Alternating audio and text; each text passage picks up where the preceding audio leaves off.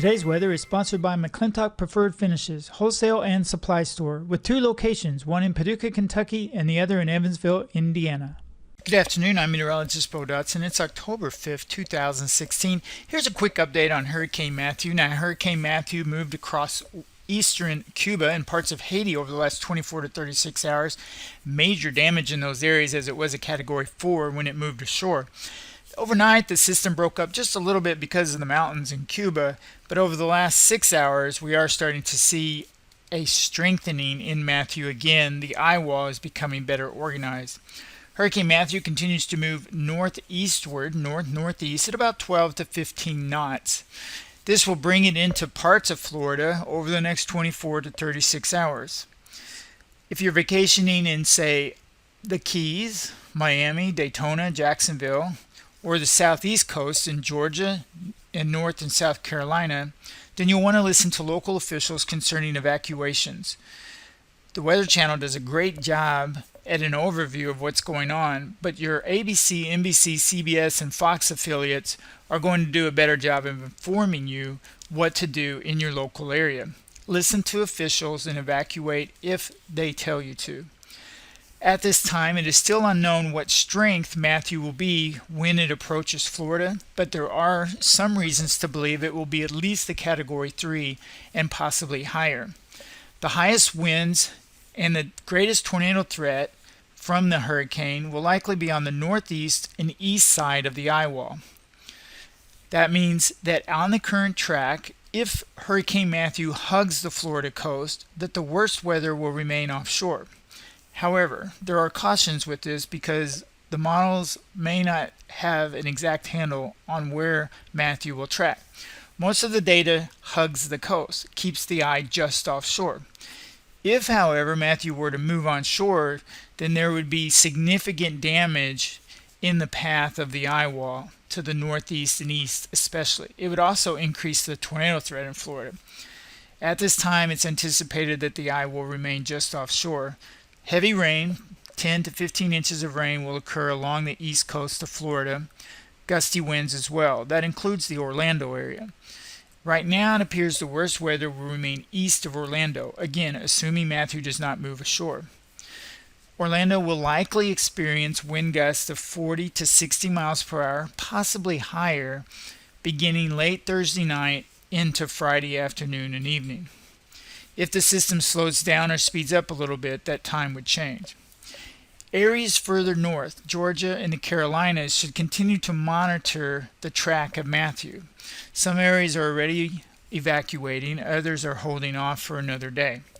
There have been some changes on the eventual path of Matthew. Eventually, it appears Matthew will now turn due east as it approaches the Carolinas, possibly somewhere along the North and South Carolina border. Again, that's assuming that the model guidance is correct on the track. That's a big assumption at this point. Keep that in mind that additional changes in track and intensity are likely over the next 24 to 48 hours. Let's take a quick look at the official National Hurricane Center track forecast and the satellite view. So we see Hurricane Matthew spinning here in the Bahamas. That's going to continue into today, into tomorrow. There will be significant damage across some of these islands in the Bahamas. Then we see the system emerge from the Bahamas and start to track along the east coast of Florida. Now, there have been some adjustments over the last 12 to 24 hours in this track. It has shifted a little bit to the east, and there have been major changes to the track forecast further northward. We'll talk about that in a minute. Again, I want you to keep in mind that the most severe damage, the highest winds, the worst weather, will be on the east side of the storm. Typically on the west side, winds are less and the impacts are a little bit less. Not always, but often. Normally, the highest winds are found on the northeast of the eye wall, the side of the eye wall, and on the east side of the eye wall. On this track, currently forecast, assuming no adjustments, the worst of the weather should stay just offshore. With that said, high winds, damaging winds are possible along the east coast, if not likely, along the east coast of Florida.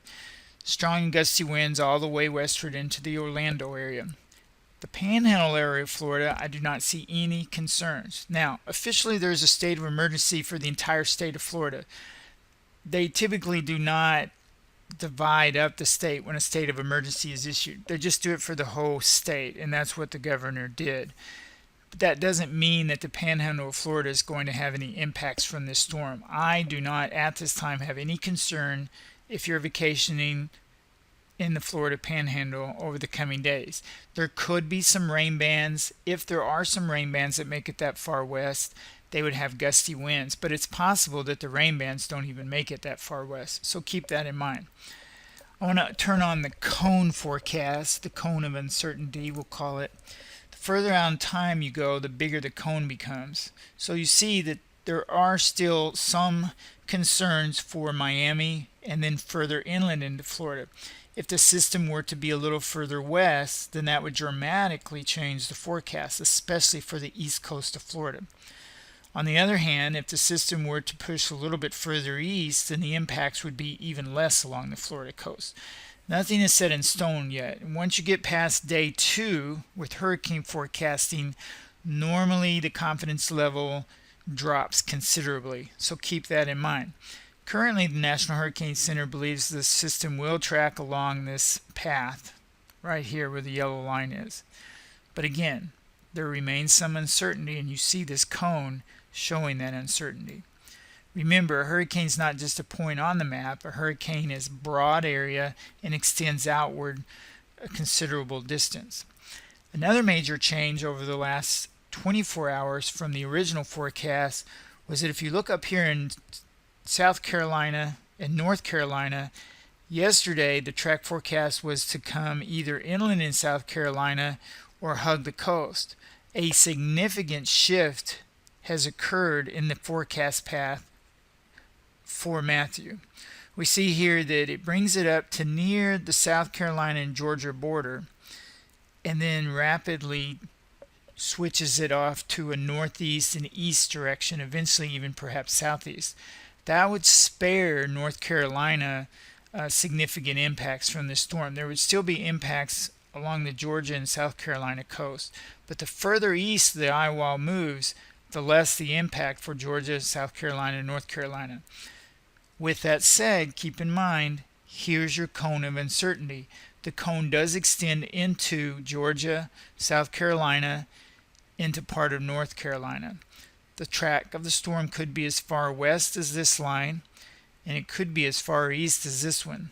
That is a wide cone of uncertainty, so keep that in mind.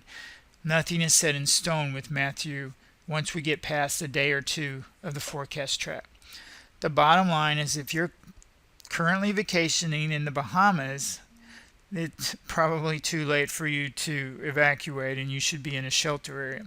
But for areas in the Keys, Miami, up towards Jacksonville, Florida, Savannah, Georgia, Jacksonville, North Carolina, these areas here, you need to continue to monitor updates and listen to local officials. Again, your local officials are going to be able to tell you when to evacuate. Know your zone. Are you in zone A, B, C, or D? Zone A's and B's normally evacuate first. And then as you get into C, D, or E, the impact for storm surge at least should be minimal or less. The only concern I have is if Matthew were to come ashore somewhere here in southern Florida, the impacts would be greater. Okay, so that's the update. No reason to panic. People in Orlando vacationing or anywhere on the east coast of Florida, just listen to the latest updates. Hopefully the system will push further and further eastward. The further east it goes, the less your impacts. I will check my Facebook messages. Many of you were asking me questions in private last night and on the Facebook page. Ask away. I'll do my best to answer your questions. Have a good afternoon.